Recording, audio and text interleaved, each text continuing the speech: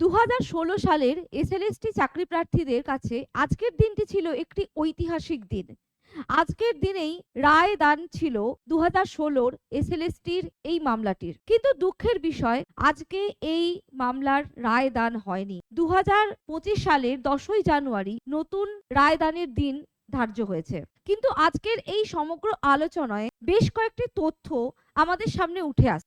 65 এর যুক্তি বিচারপতি সম্পূর্ণরূপে উড়িয়ে দিয়েছেন। সাদা ওএমআর সিটকে প্রমাণ হিসেবে গ্রহণ করা হয়েছে। স্যাগ্রিগেশন করা কঠিন কারণ উপযুক্ত প্রমাণ হাতে নেই, এটাও বিচারপতি উল্লেখ করেছেন। নট কল ফর ভেরিফিকেশন, এই ক্যান্ডিডেটদের উকিল আবার এমন একটি কথা বললেন যাতে প্যানেল পুরোপুরি বাতিল হওয়ার সম্ভাবনাই বেড়ে গেছে। আজকের এই আলোচনায় মোটামুটি এটাই বোঝা গেল যে এই পুরো প্যানেল এটা বাতিল হওয়ার সম্ভাবনাই অত্যন্ত প্রবল। তবে এটাও ঠিক, আজকের এই আলোচনায় রাজ্য সরকার দোষ দিচ্ছে মধ্যশিক্ষা পর্ষদকে, মধ্যশিক্ষা পর্ষদ রাজ্য সরকারকে। এই বিষয়ে সংক্রান্ত আরো একটি ডেসক্রিপটিভ ভিডিও আমি নিয়ে আসবো আপনাদের কাছে। আজ এই পর্যন্তই, ভালো থাকবেন, ধন্যবাদ।